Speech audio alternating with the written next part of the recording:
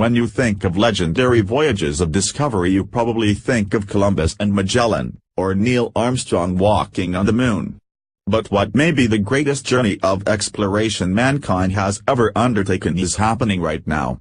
It began in 1977 when NASA launched two spacecraft named Voyager 1 and 2. The mission was only supposed to last 4 years, but now, 40 years later, against all odds, the two little spacecraft are still out there, traveling beyond the most distant planets in our solar system, reporting back on what they find. They're the outer space equivalents of the little engine that could.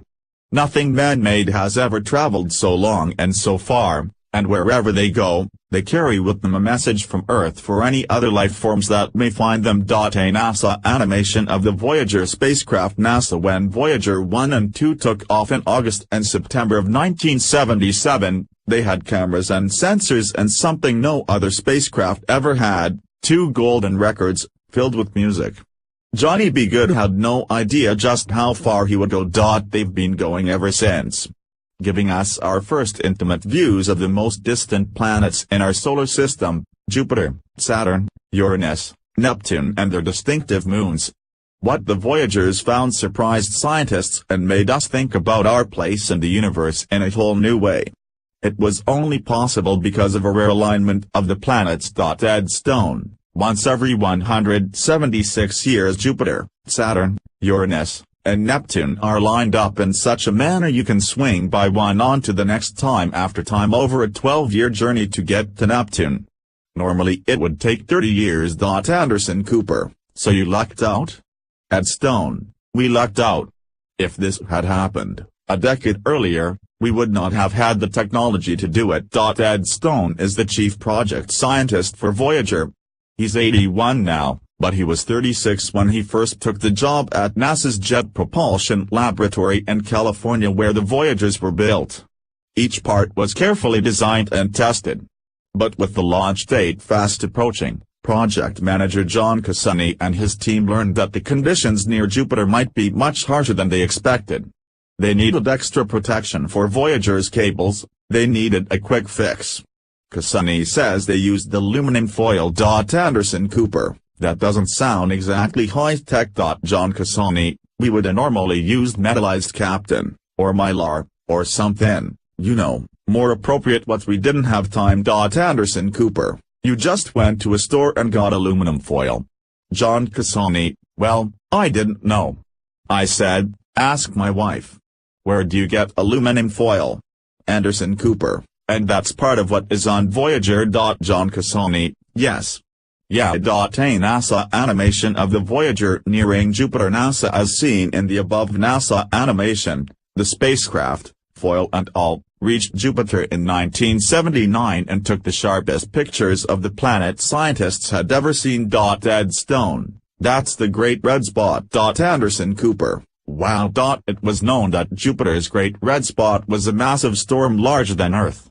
What wasn't known until the Voyagers arrived is that there are dozens of smaller, hurricane-like storms feeding into it. Jupiter's moon Io held surprises as well.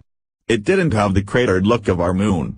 And a 25-year-old NASA engineer saw something on Io no one else had. Ed Stone, if you look off to the left of the picture, you'll see an erupting volcano hundreds of miles high. Anderson Cooper, the white and the blue light, that's an erupting volcano? Ed Stone, first active volcanoes other than here on Earth.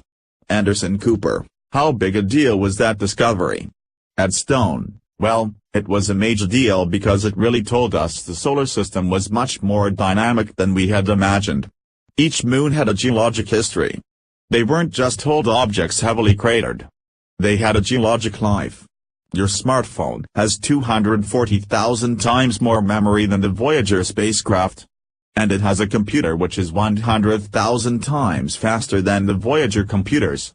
Next to Io, the moon Europa, similar in size but that's about all. Anderson Cooper, that looks like nothing else does. Ed Stone, yeah. Exactly. Suddenly we realized that, what I call our terracentric view of the solar system was just much too constrained. I mean, Nature was much more diverse than we could have imagined. Ed Stone CBS News Saturn's famous rings also turned out to be more complex than imagined when the Voyagers got close to them in 1980 and 81. The rings are mostly made of water ice. Ed Stone calls them snowballs, but some of them are the size of mountains. The Voyagers also discovered small moons inside Saturn's rings. That Voyager could send back images like these is especially remarkable when you consider its equipment and the computers running it are 40 years old. Anderson Cooper, the technology is really nothing compared to what we have today. Ed Stone, your smartphone has 240,000 times more memory than the Voyager spacecraft. And it has a computer which is 100,000 times faster than the Voyager computers. Ed Stone showed us a full-size model of Voyager. Both spacecraft run on plutonium, a long-lasting nuclear source of heat, which is converted into electricity.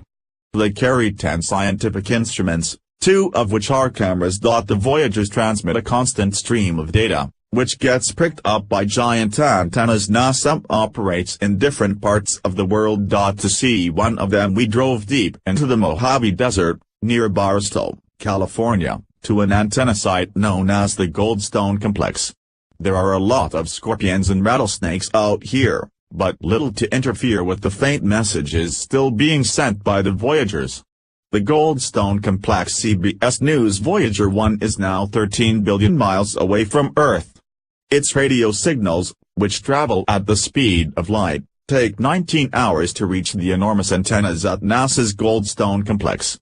It's remarkable, especially when you consider that the transmitter on Voyager which sends the signals uses less power than the light bulb in your refrigerator. It's hard to imagine just how far 13 billion miles really is. The Moon is about 239,000 miles from Earth. Mars is about 140 million miles away. You'd have to go more than 90 times farther than that to reach Voyager 1. The musical messages the Voyagers carry, those golden records, were mounted in a position no alien could miss. They come with a needle and instructions for how to play them. The records were the work of a team led by astronomer and author Carl Sagan, host of the television series Cosmos. Sagan wanted to document the sights and sounds of planet Earth.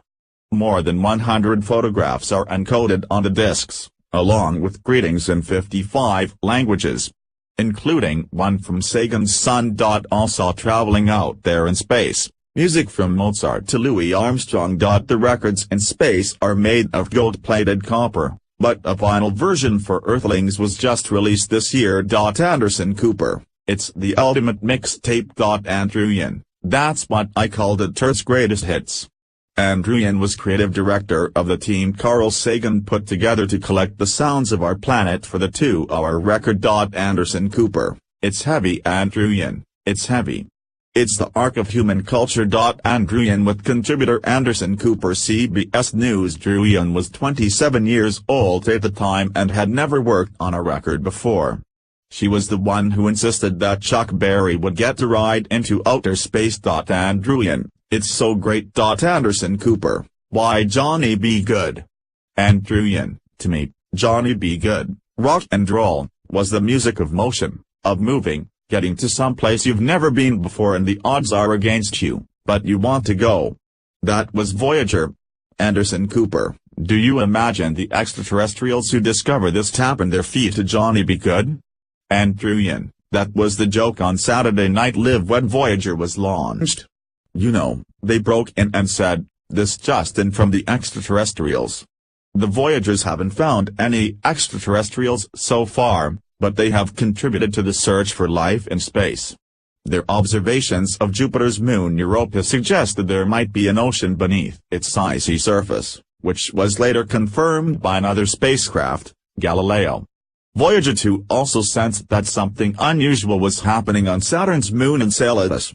Many years later, the Cassini spacecraft discovered geysers of water shooting above its surface. Anderson Cooper, so on Europa and Enceladus, you found water, which means potentially there's life. Ed Stone, yes. Anderson Cooper, what kind of life are you talking about? Ed Stone, microbial life. very much like the Earth had for billions of years. After Saturn, Voyager 1 headed away from the planets toward the edge of our solar system. Voyager 2 became the first spacecraft ever to visit Uranus in 1986 and Neptune, the most distant planet in our solar system, in 1989. Voyager 2 saw Neptune as blue and turbulent with winds gusting up to 1,000 miles per hour. To celebrate reaching Neptune, the Jet Propulsion Lab had a party. Carl Sagan and Andrew invited a surprise guest. Anderson Cooper, you invited Chuck Berry? CBS News. Andrew: absolutely. And he came down the steps of the main building at JPL. No one knew he was coming. Anderson Cooper: did you dance? Andrew: I danced with Carl. Yeah. You may have guessed it by now, but Andrew and Carl Sagan fell in love while making the golden record. They got married in 1981. 9 years later, at Carl Sagan's urging, Voyager 1 turned its cameras towards home and took a series of photographs of the planets in our solar system. You may remember an iconic photo of Earth taken from Apollo 17 when it was 18,000 miles from home. Voyager 1 showed what Earth looked like when it was 3.7 billion miles away. Dead stone, in that streak of light which you see. Anderson Cooper: wait. That little dot in the center? Dead stone, that's Earth. Anderson Cooper: it's nothing. Dead stone, it gives you a sense of how minuscule our world is even in our solar system, much less our galaxy, much less the universe. We have actually sent a message, which will be in orbit in the Milky Way galaxy essentially forever, even after the Sun and the Earth no longer exist in their current state. That's home. That's us, Carl Sagan once wrote. A mote of dust suspended in a sunbeam. Voyager 1 is now 3 times farther from Earth than when that photograph was taken. Scientists believe Voyager 1 is now traveling in what's called interstellar space, the space between the stars of our galaxy.